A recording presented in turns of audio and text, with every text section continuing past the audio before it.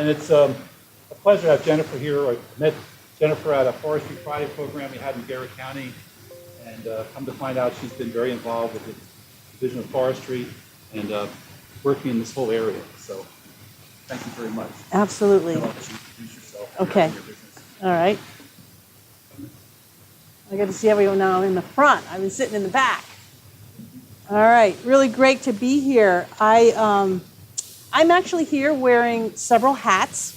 I'm a landowner in Garrett County, and I am also the executive director of the Cape and Lost River Land Trust in West Virginia. And I also have been for the last 4 years working with the Department of Forestry in Virginia, doing trainings called the Generation Next program, if anyone's familiar with what's been going on in Virginia.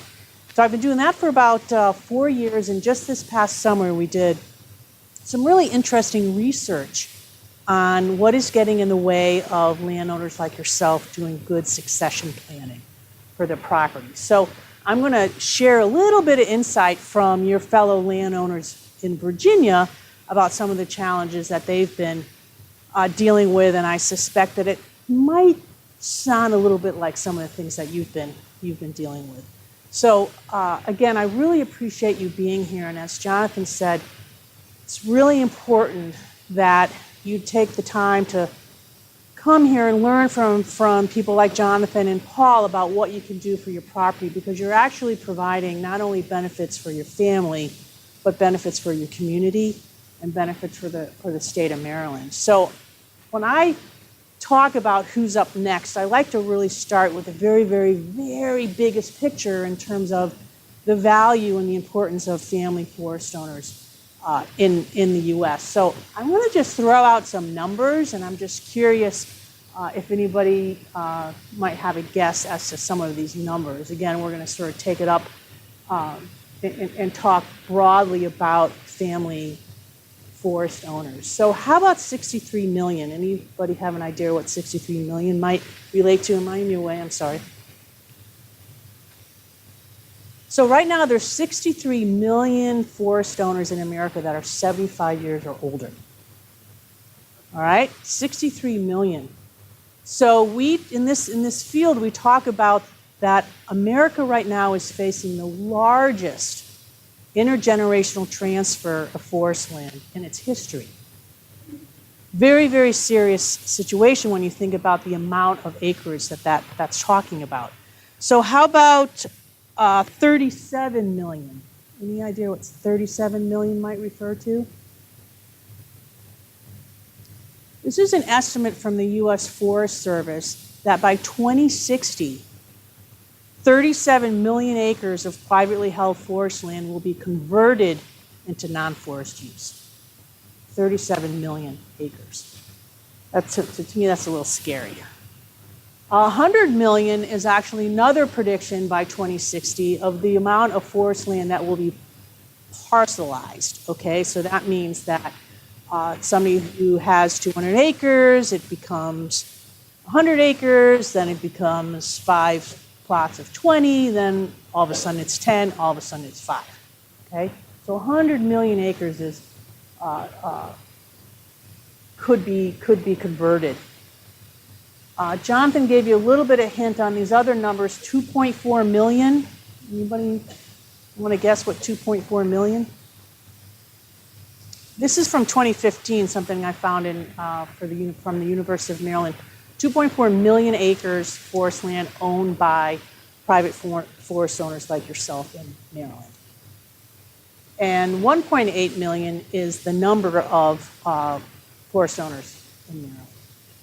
So as Jonathan said, I think you said something like 74%. 74% of all the forest land in Maryland are owned by people like you. So it's really important, and I appreciate again that you're here to talk about how you can protect your land going forward. And the challenge is, and what all the research says from all over the country, is that 80% of family forest owners want to leave their land intact. They want to keep it whole. They want to pass it on to their families. But unfortunately, this 3% number at the national level is the percentage of forest owners that actually have good succession planning for their land. Okay, so that's a big gap. That's a big gap. So it's always important when you start thinking about succession planning for your property to think about why is it that you own woodlands. Okay, sometimes for folks it's a financial reason. A lot of times it's for other reasons. So I'm just curious for all of you here in the room, why do you have woodland property? For your sanity. I can appreciate that, for your sanity. A lot of shaking heads on that one. What else? Yes, sir. Hedge against inflation. Okay, so it's a financial benefit. How about some other folks? Why do you own woodlands? Why? I mean, it's a commitment, right? Anybody else? In the family since 1920, so it's family ground. Really important to you to be the caretaker of that land now. It's giving me goosebumps. I really, really can appreciate that. It's in Garrett County. All right, excellent, great. Well, University of Maryland asked Maryland woodland owners, 2015 data here, why they own woodlands. A lot of people said because they enjoy the beauty. I mean, it's just beautiful. People want to protect and improve wildlife. We're wildlife stewards through our property. And here's really important reason why people own woodlands is because they want to preserve this land for future generations. Because as we know what happens in Garrett County. We're seeing it all over in terms of the development. And it is part of your home, it's part of your family, it's part of your family ground. And people really like privacy. So again, as an executive director of a land trust, I hear from landowners all the time, I don't want to see another house. I don't want to see another light from where I live. So it's the privacy issue is also why people own woodlands. When I work with the Department of Forestry, we like to use this heirloom scale to help people begin to think about where are they on this scale. Now, this is not 1 is better than 10 or 10 is better than 1, but this is a really good way to start thinking about what's important when you start thinking about your succession plan. So on this scale, 1 means your woodland is a financial asset. That's why you have woodlands. And 10 is that your woodland is a priceless family heirloom. Okay? You can't put a price on it. So I just want everyone, just for a second, spouses do this separately. Write down on a piece of paper where you think you are on this continuum.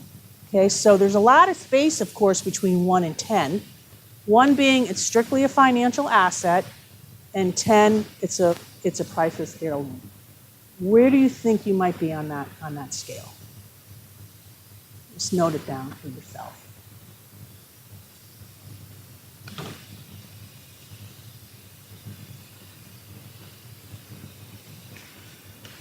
So we started out with these very large statistics about the challenges of woodland owners and the threats of conversion to non-forest use. So the question really here is when you're thinking about who's up next, you really need to be thinking about, are you, as the primary owner of your woodland, are you going to be a statistic?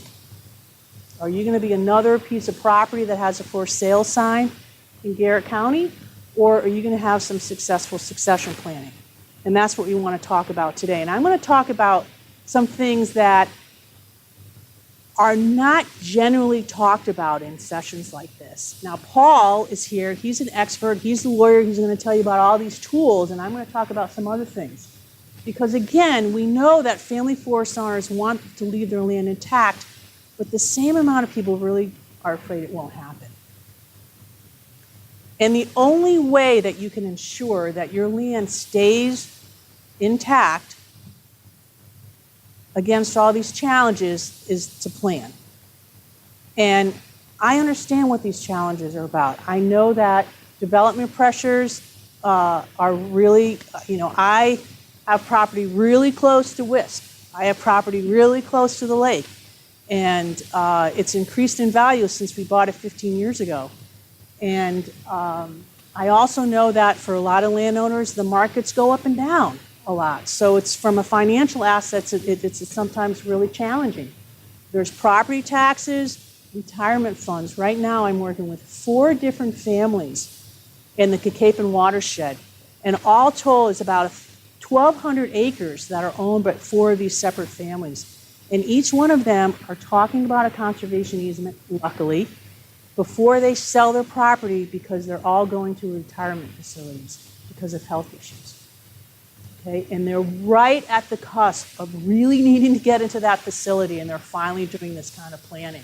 Really difficult. A landowner right across from where we have our property, we have a forest stewardship plan. We've had 2 timber stand improvements on our property. Our last one, the logger went across the street because my neighbor had open heart surgery, and he had a whole bunch of health bills. And what happened? The logger took out all of his trees because he needed quick cash. Okay, this happens a lot. Multiple heirs and family dynamics. Okay. Talk about complex, right? There's a reason why we talk about family dynamics, okay, from the word dynamite. Okay, this is a place that people don't really like to go, and this is what I prefer to talk to landowners about. Because if you don't go there, if you don't look at these challenges around heirs and family dynamics, you're likely going to derail your efforts on succession planning. So if there's one word you remember, please, from today, with all of this great advice that you're getting from Jonathan and from Paul, and some of the things that I'm going to try to sort of plant the seed is, you have to be intentional about your succession planning. Because the thing about succession planning is, you all have an estate plan. It's either going to be the one that you write or the one somebody else decides to do. I had a contract forester, talking about what Jonathan was referring to. He actually worked for a mill, came and walked my property one day, and because I was thinking about doing another timber stand improvement, and we got talking about what I did, working with landowners on succession planning, and he said, oh, you know, what we really like, he actually said this to me, what we really like is when people don't have any kind of plan. Because then we come in here and we just take everything. Now, not surprisingly, I did not work with this person. Okay, but that ends up happening. If you don't have an estate plan and your estate goes into probate, there's going to be somebody who has to do what? They have to distribute your assets. So your land becomes an asset if it's not already determined what it is you want to do with it. Okay? So it's either your plan or somebody else's plan. When I talk to folks like you, I talk about estate planning in a little bit different way. I talk about conservation-based estate planning, all right, because you're landowners. And my hunch is that you care about the property for all those reasons, right? You care about the woodlands, you care about wildlife, you care about protecting it for the next generation. So think about going beyond the basics. Paul is going to talk to you about all of these, and I'm going to add a few other things for you to consider. So please, absolutely, have a will. You have to have a power of attorney. You need to have a medical directive, okay? You also need, if you're concerned about what will happen to your land, a legal document that talks about succession, what you want to have happen on your land. And you can have it in a trust, you can have it in an LLC, you can have it in a partnership. There's a lot of tools, but it's in addition to everything else you do about your estate. Within that succession document, it's really important to have a vision statement. What do you want to have happen to your land?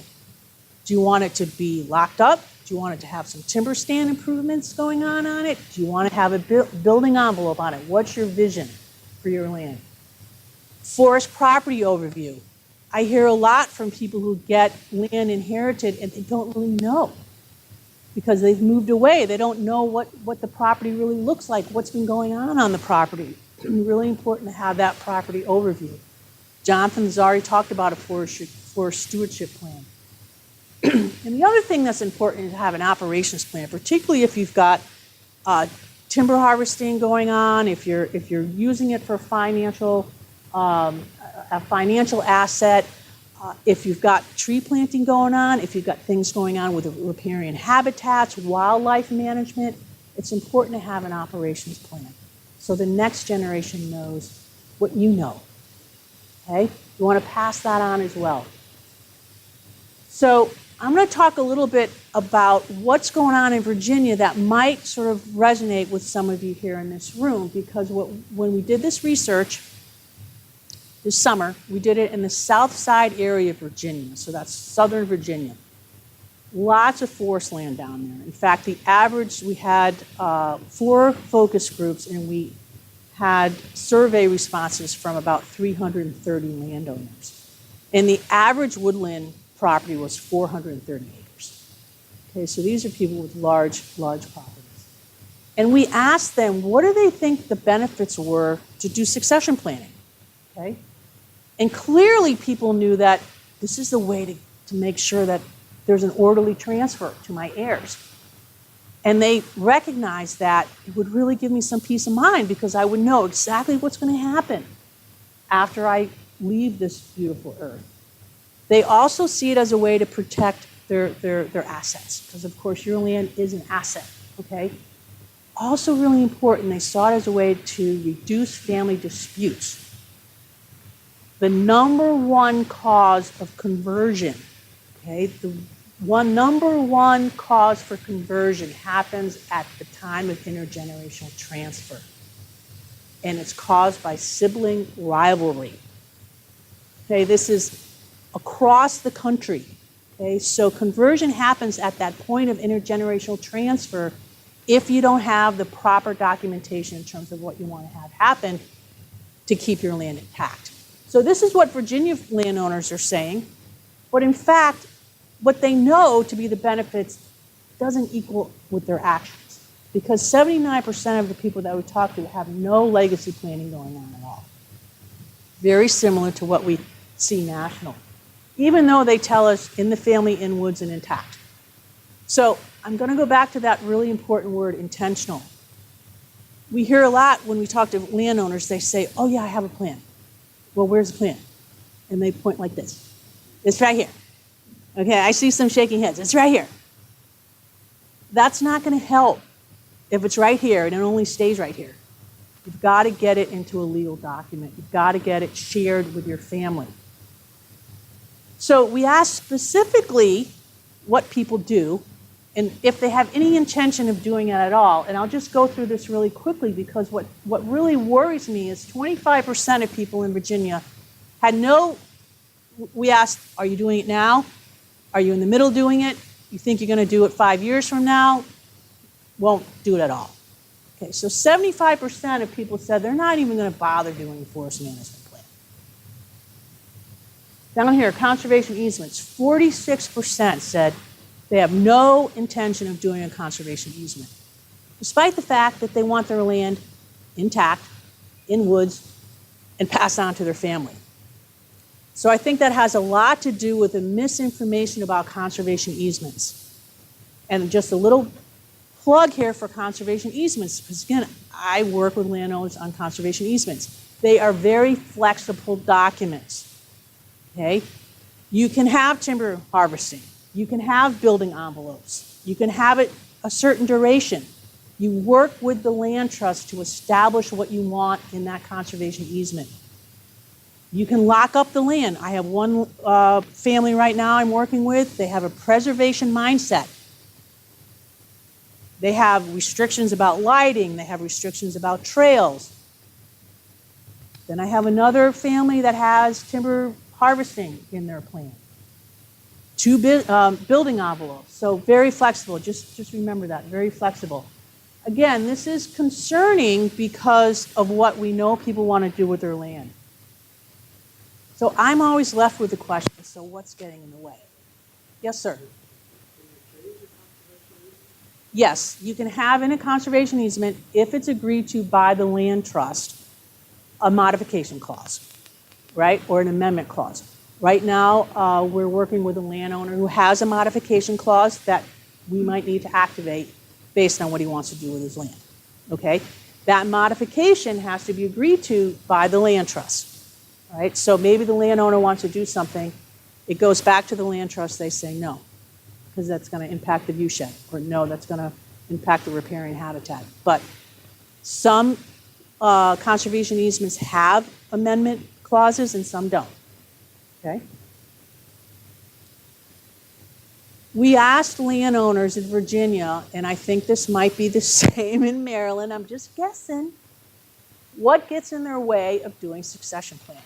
And these are the top 3 reasons. Now look at that first one. Doesn't that seem kind of odd to you? That they don't want to lose control. All right?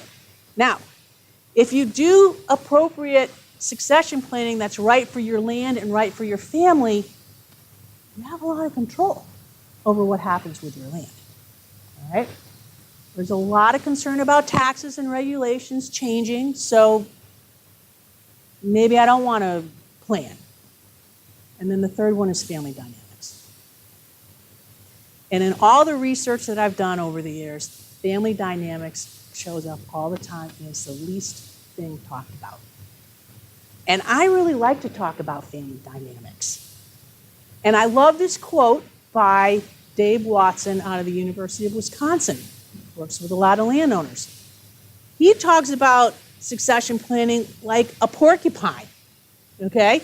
It's really prickly, it's hard to approach, it's a creature one would just as soon avoid entirely, right? Family dynamics, it's like the porcupine. So you all might have something that's really prickly in your mind right now when you're thinking about this, right? Family dynamics is a really difficult thing, and I want to just share with you, I know a lot about family dynamics right now. This is my family.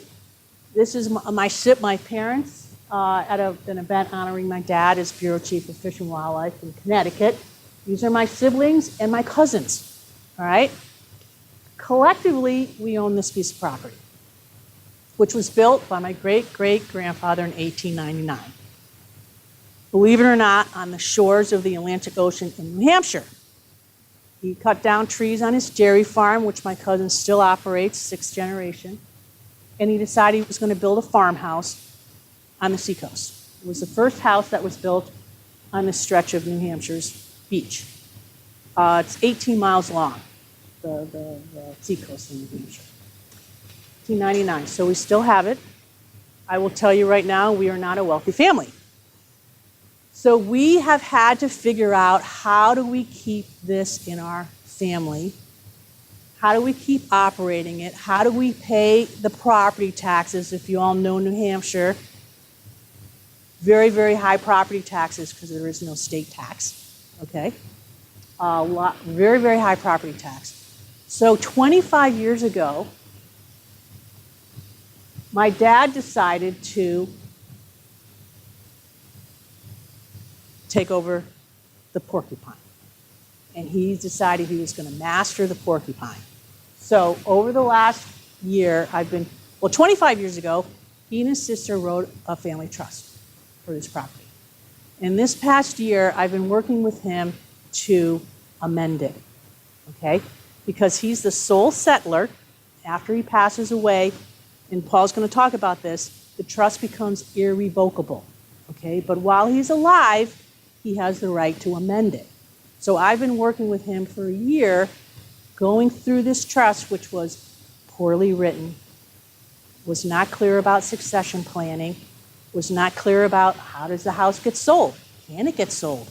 Who gets the assets? How long does it last? So I've been working with him for a year on this, okay? And let me tell you something, it's been very prickly, okay? And it's involved a lot of personalities. There's 9 of us right now as beneficiaries, and there's 11 grandchildren from both. My aunt has passed away. So This trust goes through the life of the last surviving grandchild. That's another thing that you can do in these kind of documents. You can have a time frame. Okay, so we've been working on that. And the thing about a porcupine, let me really be clear about this. It will show up whether you like it or not. Okay, it's going to show up.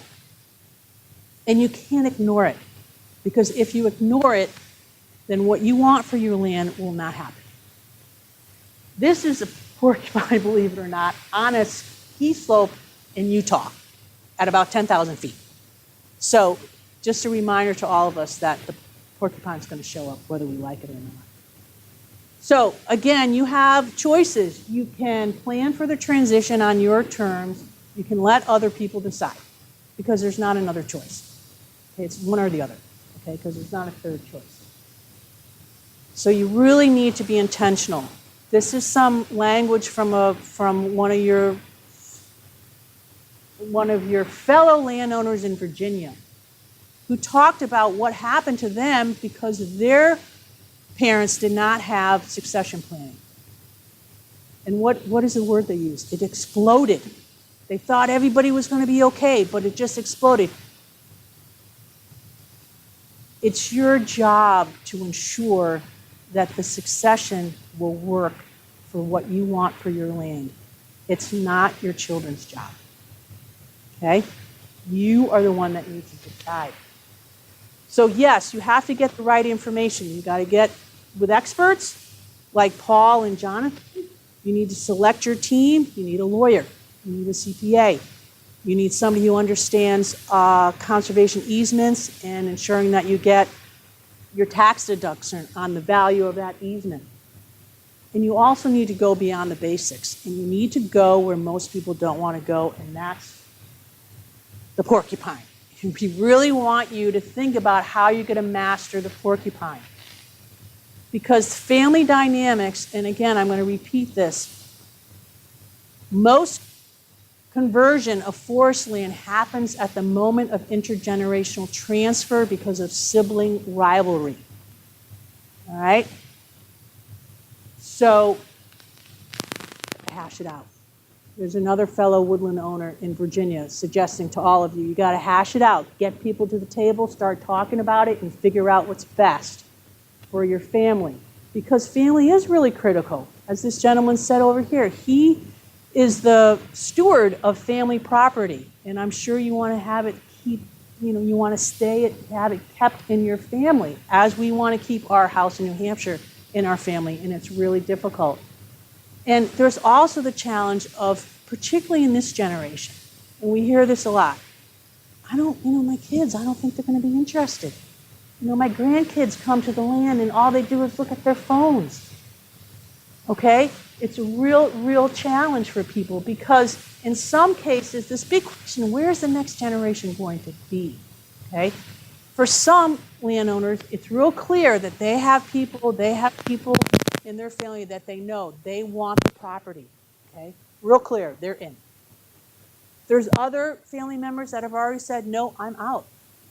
I worked with a African-American landowner, woman who got land from her grandmother. And she talks about it as in her bloodline. Really, really important for her to keep this in the family. She has one daughter, lives in Baltimore, has absolutely no interest in being in the woods. So she knows it. So now she says, so what do I do? I want to make sure this land, I don't know how it's going to stay in my family. So what we emphasize to her is, it may not stay in your family, but you can keep it whole. Okay? You can still keep it whole. And then, for a lot of us, the muddled middle. We don't really know yet what's going to happen. We don't know yet. So that's why it's really important to start the conversations with your family now. So, again, you got to do it now or later. And if you do it later, it's not going to be what you want because you've got to plan for the continuity and you want to prevent the unintended. And there's lots of horror stories, my friend, about people who have not done the appropriate planning and their property has left the family.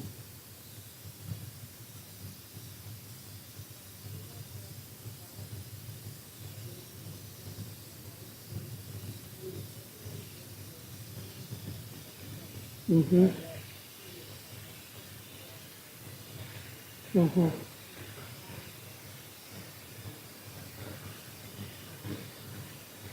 It's really, really a good point. And the one thing that you want to remember about this is that it's a process, okay? So I don't know how long it took my father and my aunt to put together the original document, but it's been a year of me working with my dad to do the revisions. And we've had multiple conversations. We've had one large family meeting already, and we're going to have another one coming up in May or June. So it is a process, and it's checking in with people. Okay, so here's the operations plan. Here's how we're going to do this. How do people feel about it? You have another idea? Bring it on, right? You know, my father's been very inclusive. Really important to do that. The first step, as my father did, was he said, okay, this is what I want to make sure is going to happen with this property. Because it was unclear, for example, how the property could get sold. Okay, so now it's very clear that in my generation, it has to be unanimous vote by my siblings and my cousins, so that's 9 people. Unanimous vote. The next generation, there was no information at all about how the property could be sold, and now he's put in a 2/3 vote. Okay, so these are the kind of things that you've got to think about. What do you want to do with your land? So you probably don't have time to do this, but one of the things that's really important for you to think about is just when you want to try to get to these things about what you want to do with your land, it's really important to think about, again, why you own Woodlands, right? And what do you want to have happen? Even if you could just say one thing, and maybe right now you want to write it down. What is the one thing you want to have happen with your property? And then when you think about that heirloom scale, so who wants to offer up where they put themselves on the heirloom scale? Remember, 1 being a financial asset, 10 priceless, family heirloom. Put yourself on a 10, okay? Okay, and you're lucky because both of you are at a 10, right? You're not a 2 and a 10, which would be a problem, right? To work out. Yeah. Okay, anybody else? Where'd you put yourself on that heirloom scale? 10. Okay. All right. Okay.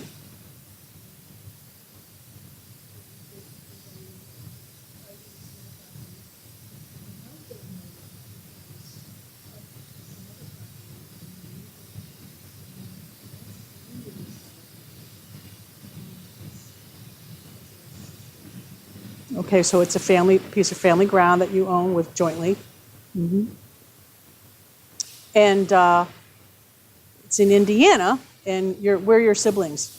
In Indiana, or they're what? All over. Okay. So that makes it even more difficult, but luckily in this day and age, we can have conference calls and Skype calls, and it's just a matter of ensuring that you're having that conversation. And it's a process. So.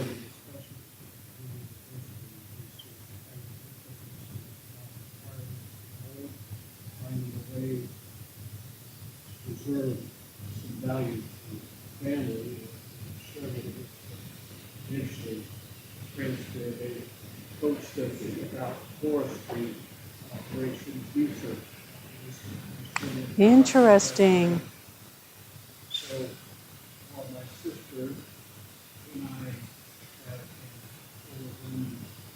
voting rights. Shareholders. My sister's in Denver. She wants to sell.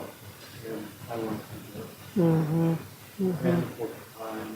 Raccoon, yeah, they're all there, right? Yes, yes. Well, that's really interesting that you have that opportunity. Dialogue with yeah. Very interesting. So far, they've only offered the tax advantage. Mm-hmm.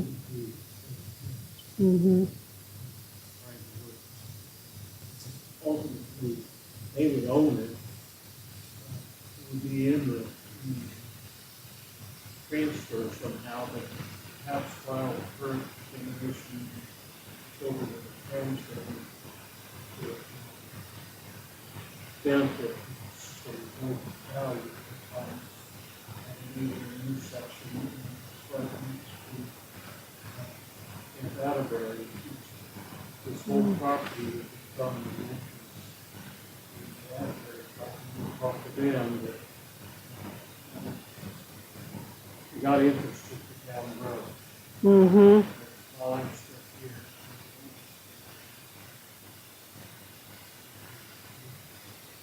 And you are doing all the right things, so congratulations. That's real. You are covering all your bases. You're having the conversations. You know where your sister is. That's a lot of times families don't know where because they don't ask. They don't ask. Excellent, and that I have to say that's unusual. So hats off to you, and you're doing the right thing, and you're exploring all the. And I think that eventually it's going to be a win-win for everybody. Sounds really, really good. Yes, good. Excellent. So, in terms of what you want for your land, okay, there's a couple things that I'm just going to leave you with to sort of be thinking about this because, as I noted, the first step is for you to declare what it is you want for your land, okay? So this gentleman has already said, David's already said, I want to preserve this land. Okay? So there's a really easy way to sort of start thinking about that. And again, I'm a real fan of Dave Watson out of the University of Wisconsin, is a vision statement. And it's not anything that has to be, a big deal, right? It's just get it down on paper. Think about it. I just passed that down if you would.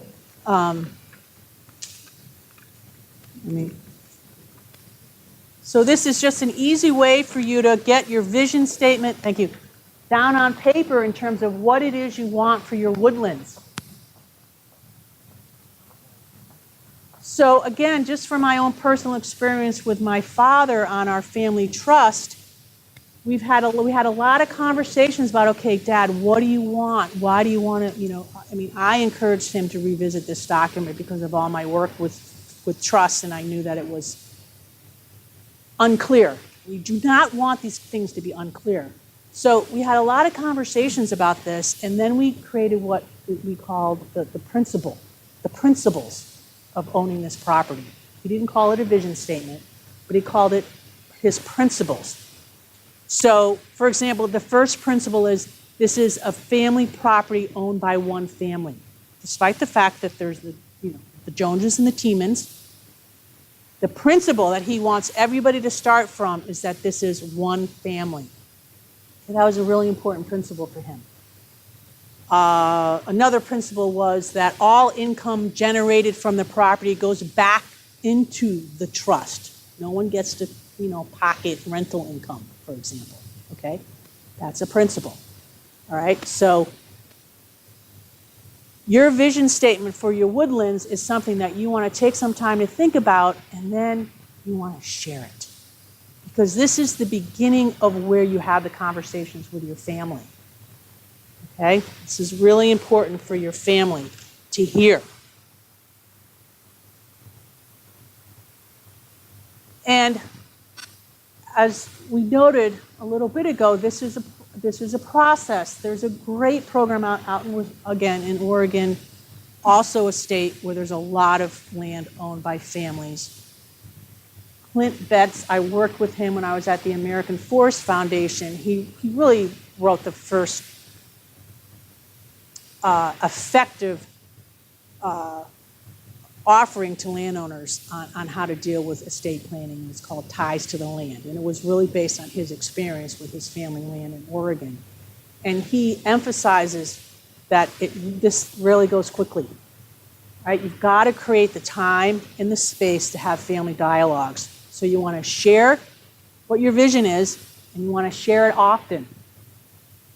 And average age of a woodland owner, 67 years old. Okay? You don't want to wait. You need to be intentional. And please, when you have those conversations, not on a holiday. Okay? This was a quote from one of our attendees at a focus group in Virginia. And unfortunately, their family decided that they were going to talk about this at every holiday. And guess what? Everybody knows, right? Ruins every holiday. You have separate family meetings about this, right? And it's your meeting, all right? I'm going to just share just a little bit, very obvious things, but good to think about in terms of how do you go about having a family meeting. Okay? So you want to plan for continuity. Part of that is your vision. The other part is what we call an heir assessment. All right? Dave Watson's done a lot of great work on this too. And this is where it gets really prickly. All right? This is when you really take the time to look at who is the best person in your family.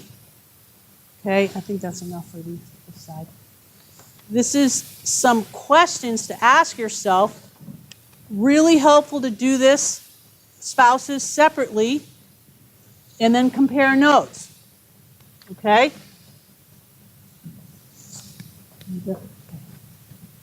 This is an heir assessment. So you can start thinking about, and my short version of this is who is the most willing and the most able. Okay, who's the most willing and the most able? So, you need to know your vision, and you need to know who is best to carry it out. All right? And what does that mean in terms of the rest of your heirs?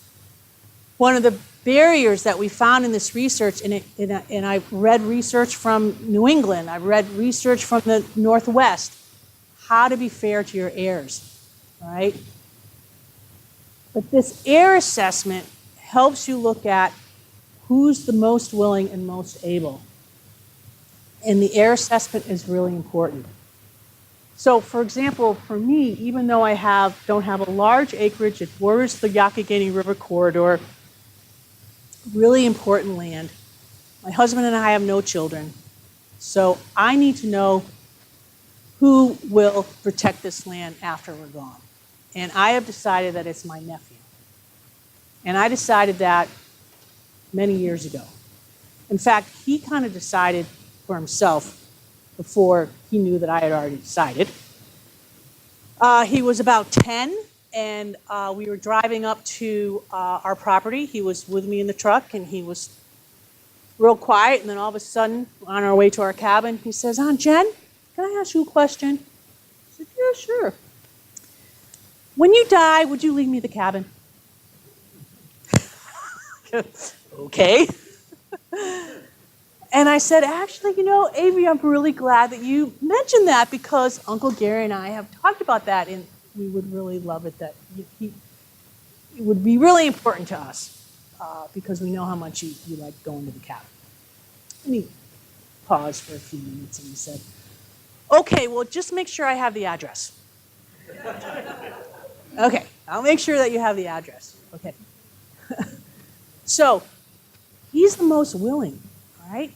But he's not the most able yet, right? So, it's my job to ensure that he is the most able when it comes time, okay? So, I have to involve him in the land. I have to help him understand what it is we do around our timber stand improvements. I need to educate him. I need to help him raise his own understanding about the property. If I want him to be not only the most willing, but the most able. Okay, and that's what you also want to think about. Another really good question on here always comes up, what about spouses? Okay, what about spouses?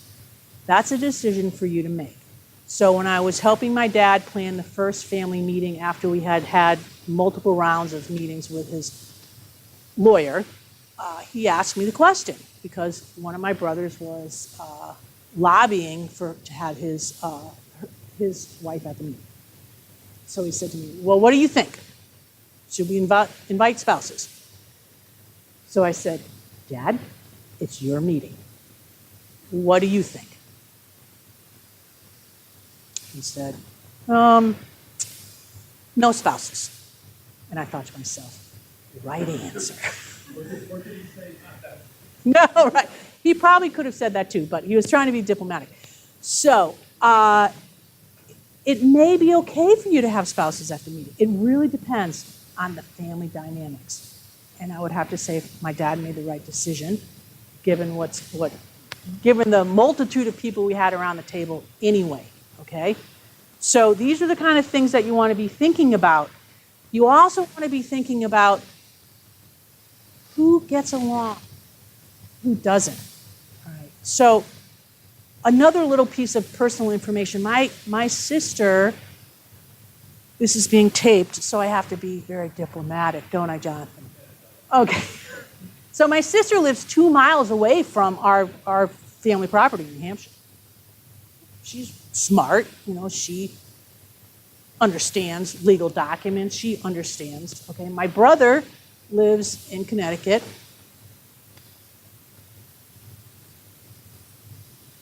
He has been designated the trustee of our family by my father and the family manager for both our families. And why? And it's not just because he's a male. He was picked because he gets along with everyone. All right? So that's another thing that you have to think about. Who gets along? Who can create consensus in your family? Right? That's really important also. Part of the question on this AIR assessment. So again, there might be other questions you want to ask yourself. Really important to do it separately, spouses, and then compare notes. Okay, so again, who's the most willing? Who's the most able? I say this a lot at trainings like this. It's very radical, what I'm going to say to you. It's sometimes not about the math. Most of the time, it's not about the math. So what happens is a family has 4 kids. They have 200 acres. They give it to all the kids. And then what happens? Right, slicing and dicing, and all of a sudden you have very, very small pieces of property, which is not good for the forest value. It's not good for wildlife. It's not good for the asset. It's not what you want. Okay, so sometimes it's not about the math. So what you have to think about is, and actually the lawyer was very good about this, reminding my father about this, you have to give people an exit strategy. Okay, so we have the trust that goes through, again, the death of the last grandchild. Okay, now that's probably going to be 40, 50 years from now. Now, what if some of those grandchildren don't want to be part of the trust? So we have to have trust language in there to give them an exit strategy. So that's another thing you want to think about. Okay. Okay, real quick on the family dialogue. How am I doing, Jonathan? Do I need to? Okay. So I like to think of it for the 3 C's. You are the person responsible for the family dialogue. Okay? I'm going to say as primary owner, it is your job to make sure that the conversations happen that help you get to where you need to go. All right? If you feel as though maybe you're not the best person for that, seek out a family facilitator or a family advisor that can help you. I've offered my opinions to my father, but ultimately it's been his decision. So I said, well, you can do it this way or you can do it that way. Right? The most important thing is you got to be committed. And what I mean by that is you need to know what you want in the end for your land. Right? And you got to be really clear about it. And you got to be clear about it all the way through. All right?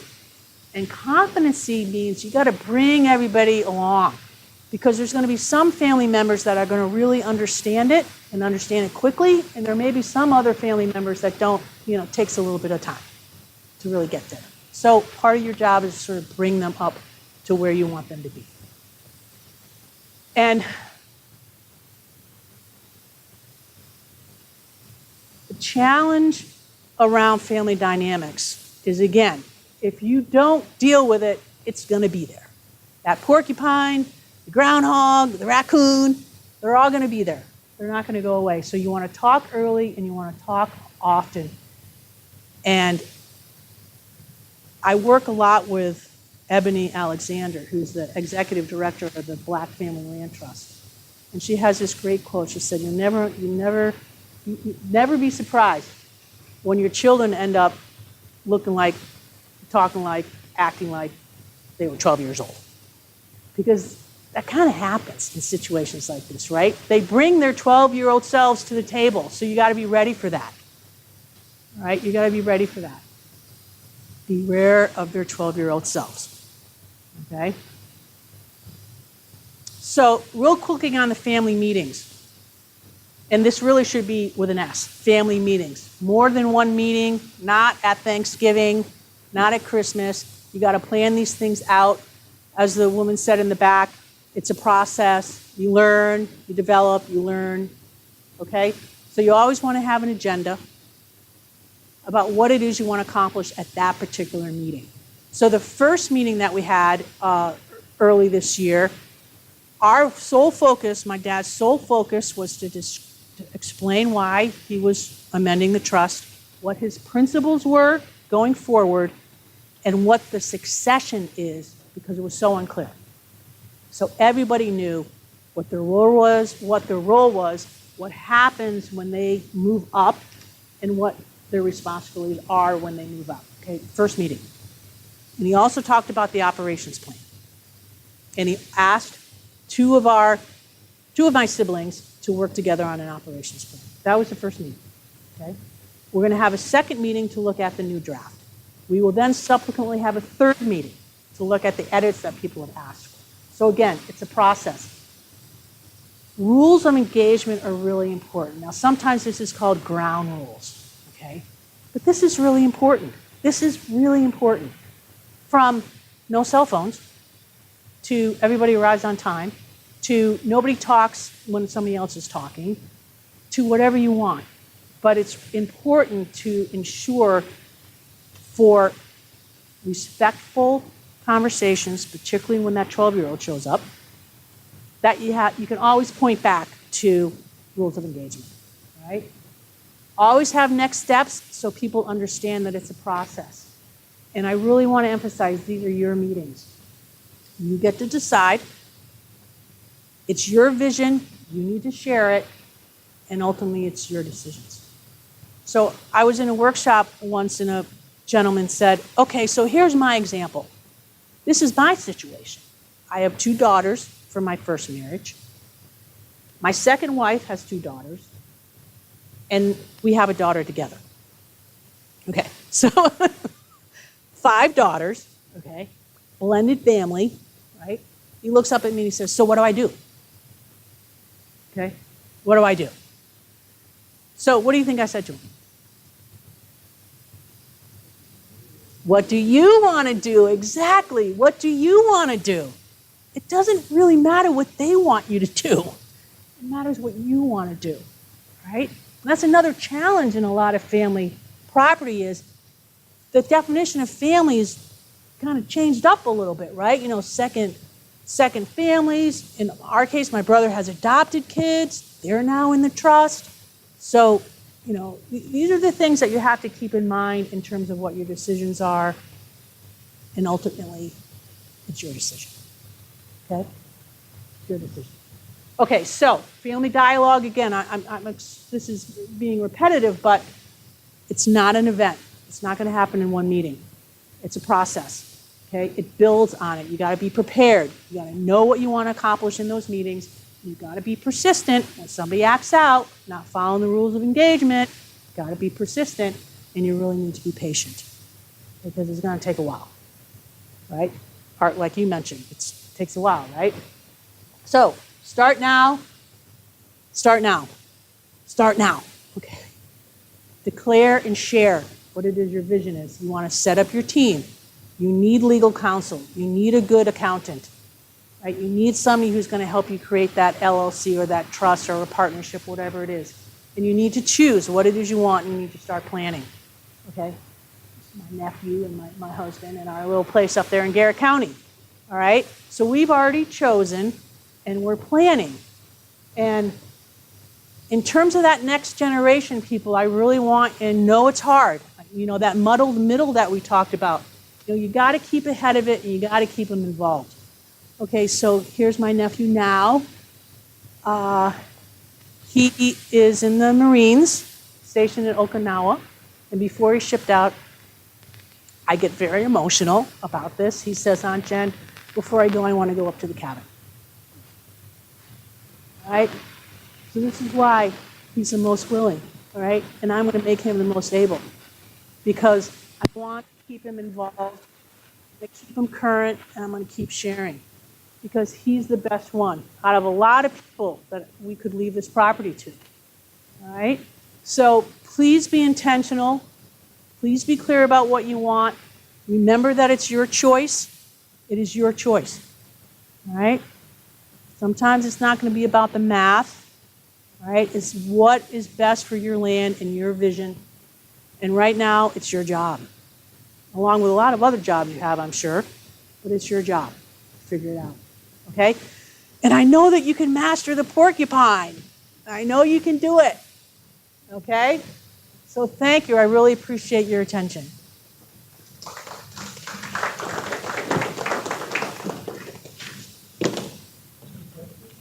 Yes, please. Questions?